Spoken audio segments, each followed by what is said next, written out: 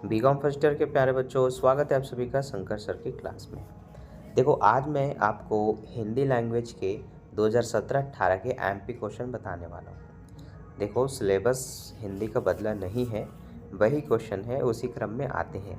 जैसे कि हर बार आपका पहला क्वेश्चन होता है पल्लवन का अर्थ, परिभाषा, विशेषता, ऐसे कर करके बहुत सारे टॉपिक है, कुशल विस्तारक के गुण और कुछ कुछ ऐसे एग्जाम्पल्स हैं, ऐसे ऐसे शब्द हैं जिनका अलग अलग ऐसे 4-5 देख करके उनका व्याख्या कीजिए करने को बोला जाएगा।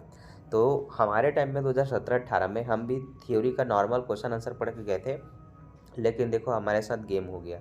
इस टाइप का क्वेश्चन पूछ दिया गया था कि मन के हारे हार है, मन के जीते जीत। अब ये पल्लवन का अर्थ परिभाषा थोड़ी पूछ रहा है, सीधा उदाहरण दे दिया है।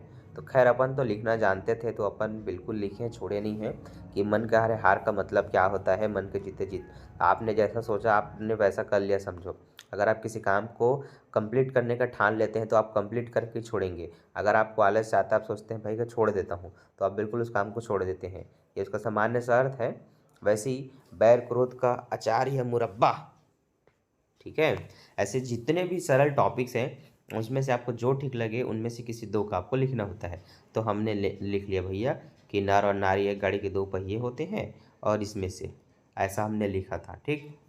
तो आप लोग को मैं इसलिए बता रहा हूँ क्योंकि हर बार ना पल्लवन का अर्थ, परिभाषा, विशेषता, महत्व, लाभ, कुशल विस्तार का गुण, यही टॉपिक नहीं पूछेगा। ऐसे क्वेश्चन भी एग्ज़ाम में आते हैं, तो इसकी भी तैयारी कर ले रहना। हमारे टाइम में ना ऐसा कोई नहीं था हमें बताने वाला। होता तो कम से कम इसको भी पढ़ के हम चले जाते, पर चूँकि हम टीचर हैं, हमको लिखना आता है, तो हमने अपना बना लिया। ठीक है। बाकी आप लोग देख लो, फर्स्ट ईयर में हो। उसके बाद जिससे क्वेश्चन आना निश्चित होता है वो होता है पत्र वाला चैप्टर। देखो, पत्र वाले में क्या है भाई, 2-3 प्रकार के पत्रों को पूछा है और उसके अंदर कुछ कुछ एग्जाम्पल भी पूछा है। वरना डायरेक्ट प्रश्न है, पत्र क्या है, पत्राचार क्या है, विशेषता, लिखने का गुण, पत्र लिखते समय ध्यान देने योग्य बात है, शिकायत पत्र क्या होता है, गस्ती पत्र क्या होता है, ऐसे बहुत सारे पत्र हैं। लेकिन आपको उन सबको नहीं पढ़ना, तो फिर या तो आप पल्लवन के पढ़ लो या फिर पत्र के। देखो, दोनों को जो पढ़ते हो ना, वो अपना समय नष्ट करते हो। अब एक ही क्वेश्चन आना है दोनों का अथवा में। अब आप पत्र के भी पूरे क्वेश्चन पढ़ रहे हो, पल्लवन के भी पढ़ रहे हो, तो अपना टाइम को वेस्ट कर रहे हो। अगर मेरे पास सिर्फ 1 घंटा है और मुझे अपने 5 यूनिट की तैयारी करनी है, तो मैं तो भैया, मुझे पल्लवन सरल लग रहा है तो मैं पल्लवन के बस क्वेश्चन पढ़ूंगा 4 ठो, और मैं आ जाऊंगा अपने इकाई 2 में। मैं पत्र में नहीं जाऊंगा। और अगर मैं पत्र का पढ़ता हूँ तो मैं पल्लवन का नहीं देखूंगा। तो तैयारी कुछ इस तरह से करना है। वैसे ही अगला आपका खंड खा होता है 1 यूनिट के अंतर्गत, जिसमें से आपको पूछा जाएगा अनुवाद। अब ये हमेशा आने वाला टॉपिक है, एकदम एकदम एकदम क्लियर है कि अनुवाद आता ही है। पर मान लेते हैं किसी बच्चे को बड़ा सा थ्योरी याद नहीं होता, तो भाई उनके लिए बता दूं कि इसमें से व्याकरण आते हैं, कि ये जो अंग्रेजी में नाम है ना, इनका हिंदी लिखो, हिंदी। अब इतना नहीं पढ़ सकते तो फिर क्या पढ़ोगे हिंदी में। तो जिसको लंबे लंबे थ्योरी याद नहीं होता उनके लिए व्याकरण है कि आप अंग्रेजी का हिंदी पढ़ लो और हिंदी का अंग्रेजी पढ़ लो। ये क्योंकि ना लगभग 8 नंबर का, 5-5 नंबर का आपके में आता है। तो हम तो भाई पढ़े थे, हमने तो लिखा था। अब आप देख लो आपको क्या करना है। तो जिन बच्चों को ना थ्योरी पढ़ना है अच्छे से, ये छोटा छोटा चीज़ आप बहुत सारा नहीं पढ़ सकते, तो आप अनुवाद पढ़ लो। लेकिन किसी एक पर ही मेहनत करो, दोनों पे नहीं। वैसे ही अगला है आपका लोकोक्ति या मुहावरे। तब वो तो आता है भाई, एकदम कन्फर्म है। विलोम शब्द भी आता है, तो हमने मुहावरे भी पढ़ लिया, हमने लोकोक्ति भी पढ़ लिया, हमारा 10 नंबर बन गया। ऐसी आगे देखना। आगे है संश्रुति शब्द के अर्थ लिखिए, है ना। ये भी हमने देख करके गया था। हमने तो कोई 5 बनाना था, हमने बना लिया था। ऐसी मानक भाषा से हर बार क्वेश्चन आता है, और मैं हर बच्चों को कहता हूँ कि मानक भाषा को आप बिल्कुल पढ़िए, इनको मत छोड़िए।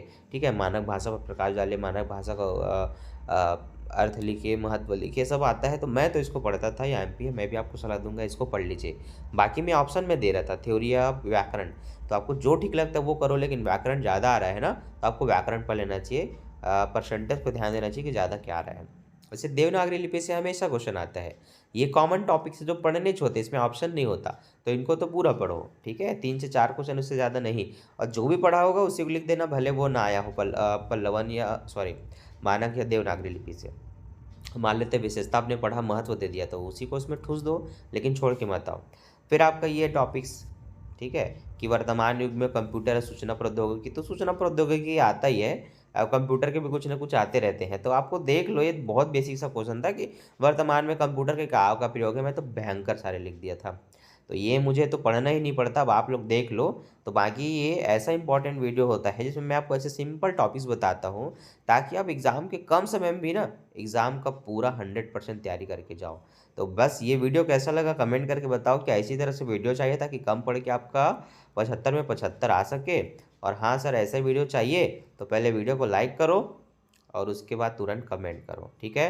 वीडियो मिल जाएगा, मिलता हूँ नेक्स्ट वीडियो में। दोस्तों में शेयर कर देना। Bye bye.